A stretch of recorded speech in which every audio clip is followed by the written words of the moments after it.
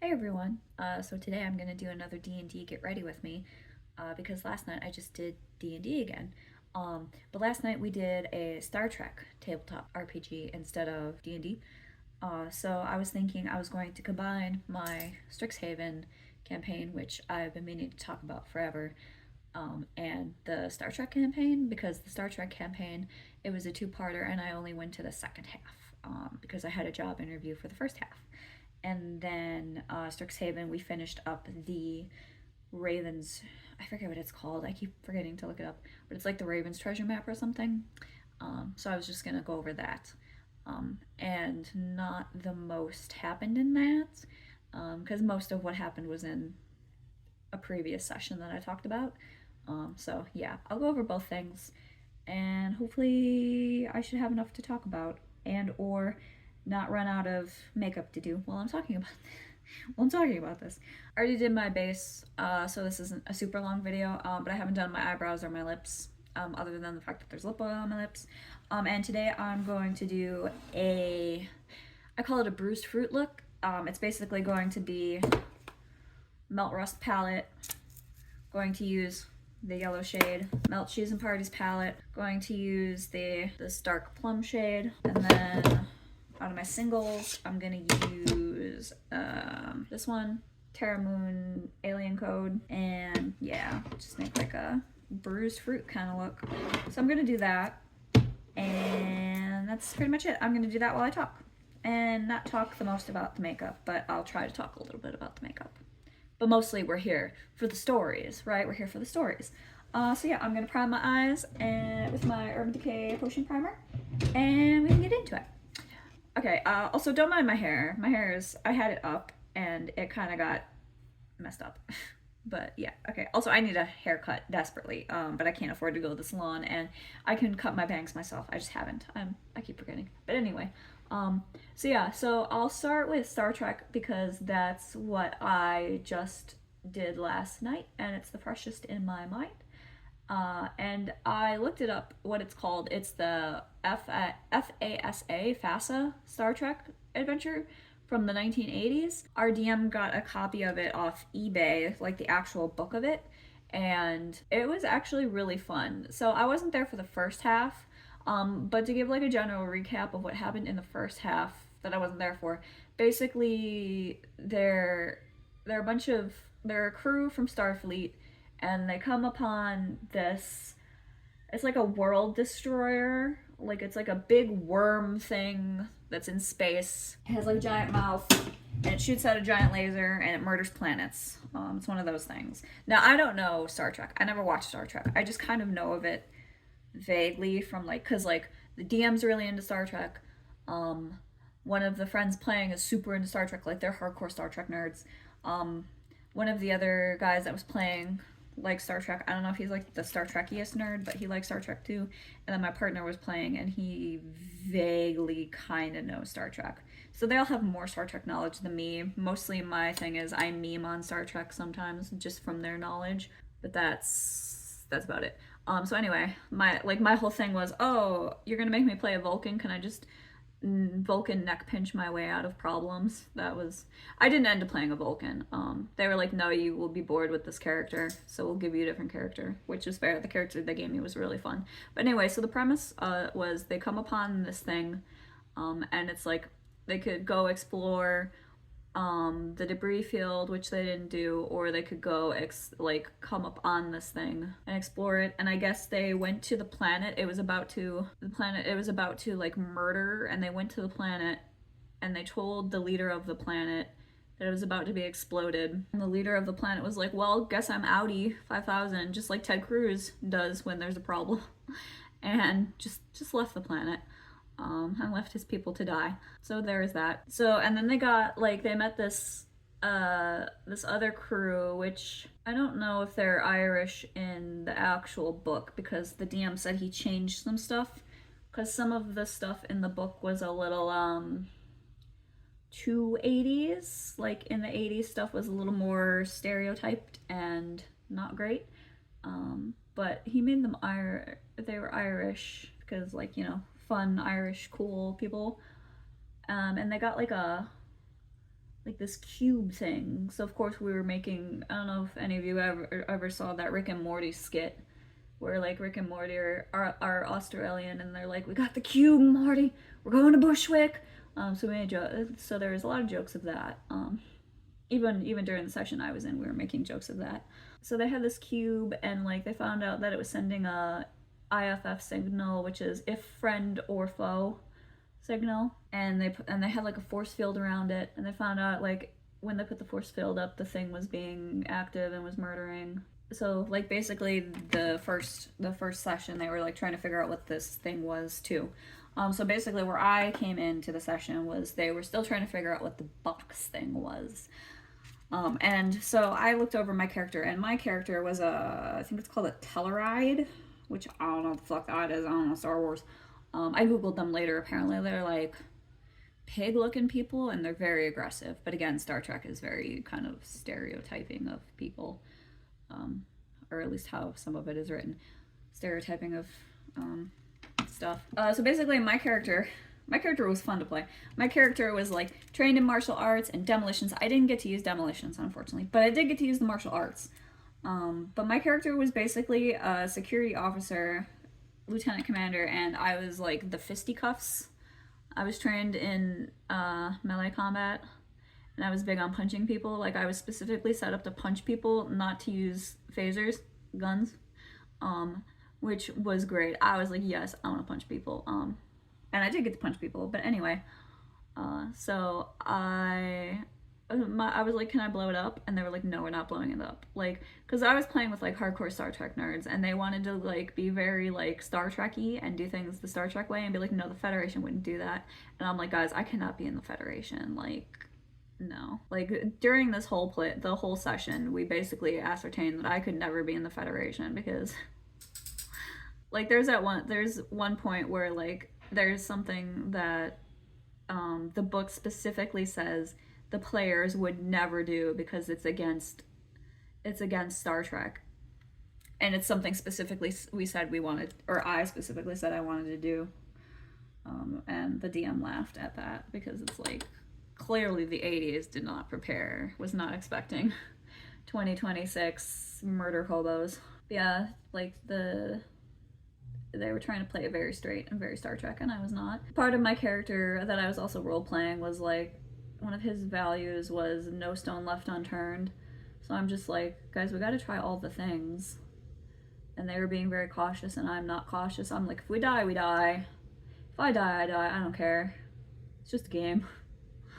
I want to do the ridiculous things. So we eventually remove the force field from the box, and the murder machine just stops. And then we get closer to the murder machine, and a hatch opens, and they were like, oh my god, should we go in the hatch? And I'm like, yes. And like it took way too long for them to be like, okay, we go in the hatch, because I'm not the commander and I can't make them do things. And like, yeah, because yeah, I was playing with people who are very risk averse. Apparently they're trying to like Star Trek this, and I'm just like, no, you guys just do things. But yes, we go in the hatch and we get in, and my character is geared for like opening hatches and getting into places, and fucking Romulans show up, and I'm just like meat shields, and they eventually agree to let them come in, which of course is a bad idea because in this era the Romulans are not good guys, which I'm like, I don't know, whatever. But they're not good guys, so we get them in. They eventually fight us. They eventually turn on us. They lock us in a room, but we escape the room and we find them. And I'm like, okay, I'm gonna go punch them. And they start shooting at us with deadly force. Like, they're not trying to stun us, they're trying to kill us. And I'm like, okay, well, I have the ability to punch with deadly force. Because, like, I can punch with stun or I can punch with deadly force. And my punch has an extra severity as a skill I have, and like my punch is the same deadliness as a phaser gun, right? So like I'm pretty strong, like I'm a martial artist. So I go in and like we're fighting them, and it's very much like we're joking that we're stormtroopers because everybody keeps missing. But I get in like a fight, and like this guy like stabs me with a knife, and like I eventually punch one to death in one hit, and then I punch the other one to death in one hit. So I kill 2 Romulans with one punch. I am One Punch Man. And like the guy playing the captain is like very displeased because he didn't want to murder them. But I'm just like, no, they started it. And the DM is like, no, they were trying to kill you. Because he's all for the murder too. Okay, that's what I got. Okay, so, but yeah. So I kill them one punch, and then I'm like, okay, we can make it seem like an accident. We're not gonna start a war. I'll just say they tripped and fell down the stairs into a doorknob, and I'll throw them in the reactor we found, and just say they fell. It's fine. We'll just cover it up, like, you know, governments do. It's fine. We'll just be like the Russians. We'll just say they fell. Page out of Vladimir Putin's book. And then fucking we call back to the ship, and like a bunch of Romulans have shown up. So we're like, okay, what do we do? And I'm just like, can we pilot the ship, the big Doomsday machine ship, and murder them all? And that is the thing that the game book specifically says players would never do because it goes against Star Trek. And we're just like, no. That is something players would absolutely do. So it's specifically set up so you cannot do that. Because the game makers were like, no, players would never do that. Spoiler alert, we would. So we ended up just turning on the ship, figuring out how to turn on the ship because we rolled decently. And the way the rolls in this game work is you want to roll low. Like you want, if you get a nat 1, which is normally bad in D&D, that's like a critical fail. In this game, it's a critical success. So of course I was rolling 20s. And getting critical failures, getting complications. We managed to figure out how to pilot the ship, and we scared off the Romulans, and we won the day. Yay. So yeah, that was basically that. Like, it was fun. Yeah, so Strixhaven. We didn't do that much with Strixhaven, honestly, because like we figured out the end in the beginning, which was bad. Like, we figured out how to get to the Shadowfell right away by lying down in the coffin. So we all went back to the chalet after we ground up the like, zombies. And we couldn't figure out the well, but we climbed down into, like, we had our tabaxi climb down into the well, and he found, like, a amulet. And we captured a Wereraven because there was a bunch of ravens around, and apparently the Raven's treasure map, it's Wereravens. So we captured one, but like it's a roll on a table to see which Wereraven you capture, and we happened to capture one that was a total dick, which is unfortunate because if you capture a good one, they're helpful and can actually tell you how to complete the puzzle. Well, we rolled terribly on the table, the DM did, and we captured a dick. So it wasn't helpful for the puzzle, which was unfortunate. He wouldn't tell us anything, and we had to keep him on a leash. Like, we leashed him to our hedge wizard. Like, she put him on a rope that she tied around herself, and then kept him in her sight at all times, so he didn't turn back into a raven and disappear. Basically, we used him to figure out, because we were trying to figure out this puzzle, right? We couldn't figure out the puzzle to the well. We found out eventually that the well also led to the Shadowfell, but we never figured out that puzzle. Because like we tried bringing the dead dog, because like the guy was asking for his dog, so we were like, okay, we dug up the dog's body and threw the dog's body into the well, and that was not the answer. Which we figured would be the answer, but it was not the answer. We were like, okay, so there's this hole, like this obvious place where you can place a painting. And we managed to get the Wereraven to tell us what painting went there, and we found the painting and put the painting there, and nothing happened. And it's like, okay, well, that seemed like a puzzle, but it wasn't. We explored every room in the house and looked for secrets, and we found 2 statues, which we identified. We got the one I think I mentioned before, which was like the death statue, and we got another one that was, I forget, it's been too long, but it was basically like another bad statue. It was a similar like death statue. I think it's like, oh, it was a nightmare statue. It was like that you have nightmares about your enemies or whatever coming to murder you. So I joked that after we identified it, I was gonna put it in my enemy Grayson. I was gonna hide it behind his headboard. I was gonna break into his house and hide it behind his headboard so he has dreams about me. Because I'm still set on being enemies to lovers to him. So I want him to have dreams about me because we're enemies. But yeah, so they let me have the statue so I could do that, and the DM said I could do that when we get back. So that's canon. That's happening. I'm just harassing Grayson. But yeah, so we couldn't figure out the puzzle. Like we could not figure out the chalet at all. So we eventually were just like, okay, fuck the chalet. Like we literally like we found some secret passages and stuff. We like cuz like the DM was like there's secrets, but they're not like secrets for the chalet. Like we found a bed that like flipped up and down for no reason. It just flipped up and down. We found a doorway that led from one room to the attic for no reason. Like we found dumb secrets. So like eventually we were like, okay, well, is there anything in here that's useful? And the DM's like, no, not really. He's like, I don't think you guys are gonna get it. So we just went back the way we knew how to get into the Shadowfell and went into the Shadowfell.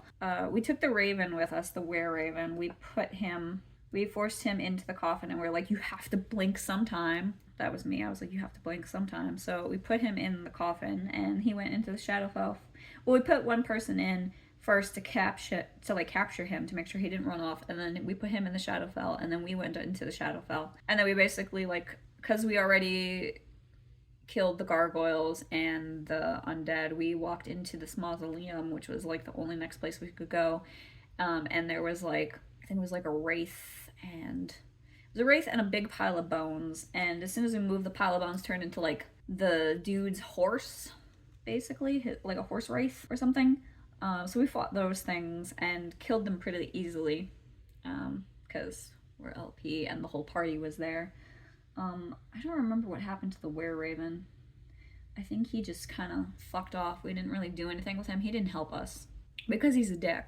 Apparently the only like actual treasure in there was like a saddle, and like we can't use a saddle. We don't have horses. So the DM like rolled on his he's got like a book that's got like random funny items, and he rolled a microphone, and what we were joking was a horse ghost, because like the picture looked like a horse ghost, but it was actually a cloak.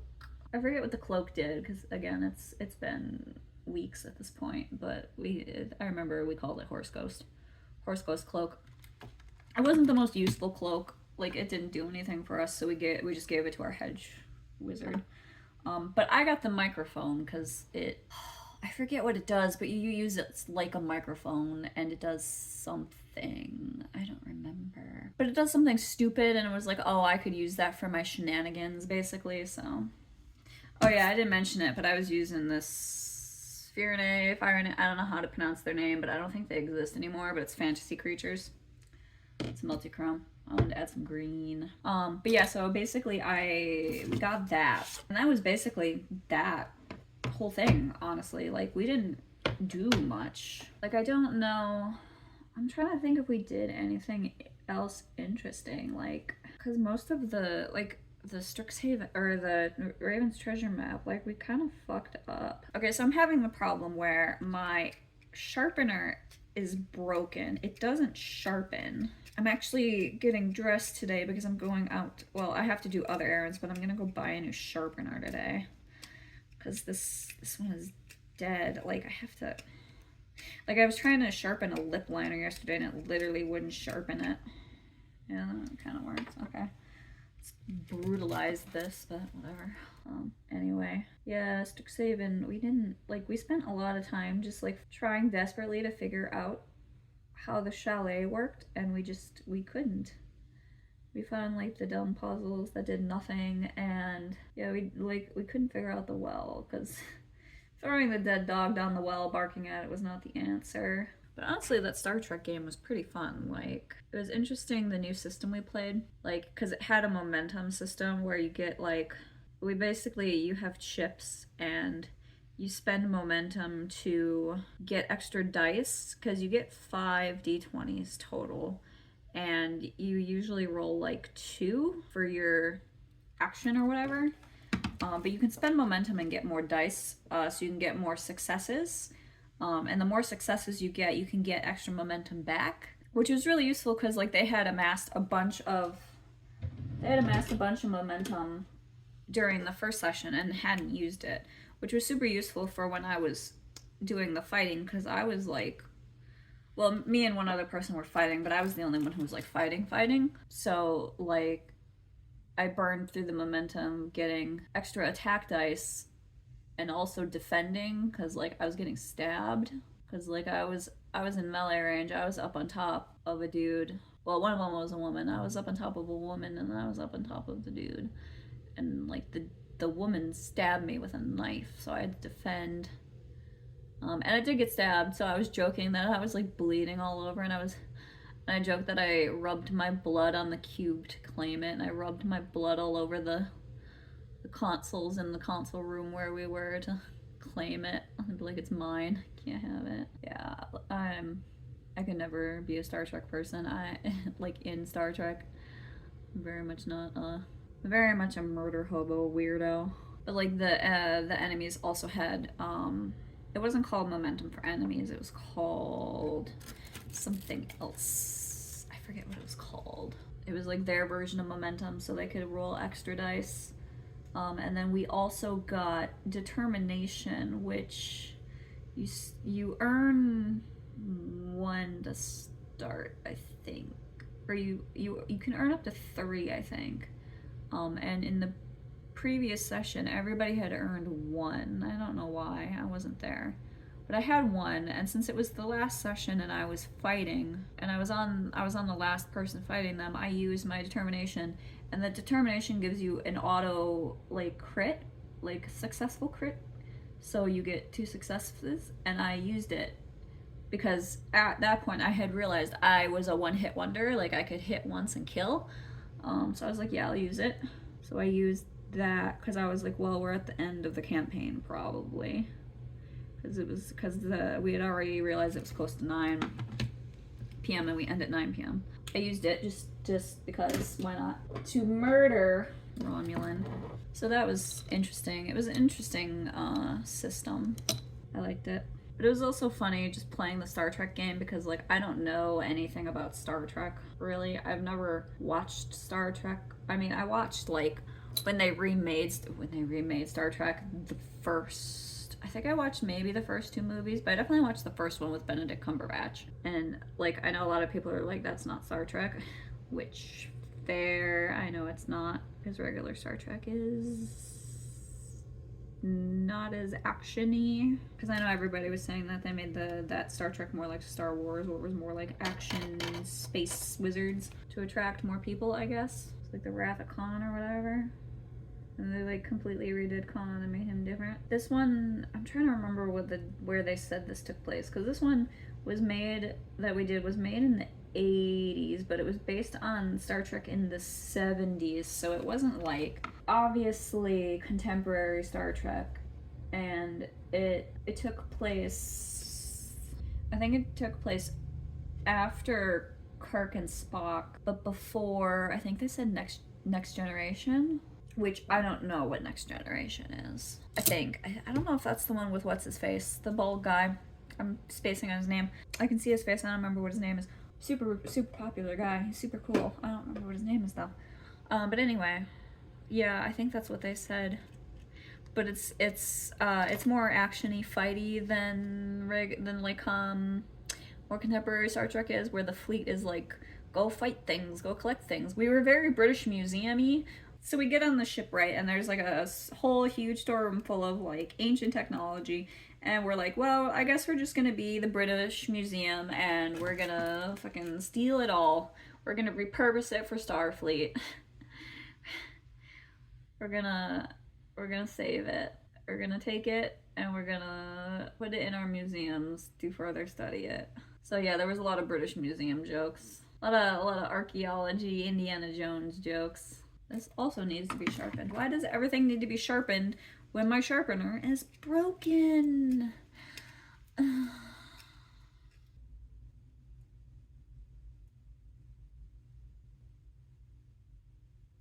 Okay, but yeah, that is the look. Very sparkly. I don't know how sparkly this looks on camera, but this is the look I'm going for today. Yeah, so yeah, I really had fun with the Star Trek campaign. I wish I had been there for the first half. But again, I had a job interview, so that's more important. And next Monday, we're going back to Strixhaven, and I don't know what we're playing, because the DM mixes Strixhaven with other like books and stuff that he has to stretch it out, because Strixhaven is pretty short. So we use Strixhaven characters and take them on adventures, basically. So we'll see what we're doing next Monday. And our Thursday campaign, which is Heliana's, Ryoko's, is up in the air because our DM got a job, possibly. So he's gonna let us know what's up with that, and we'll see. Hopefully we can continue it, because I really like that campaign, but we'll find out. So either way, that's what's going on. Yeah, this one was kind of all over the place and multiple things, and I wish I had more for the Raven's Treasure map, but like I said, we kind of fucked that one up soon. Yeah, but yeah, I'll have more Strixhaven soon, because, well, not soon, but that'll be next week for me, and then whenever I film it. So yeah, but that'll probably be the next one I film, because I don't know what's going on with Heliana, so yeah. If you like this content, give me a like, give me a subscribe, or not. I'm just doing it for fun, and I'll see you in the next one. Okay, bye.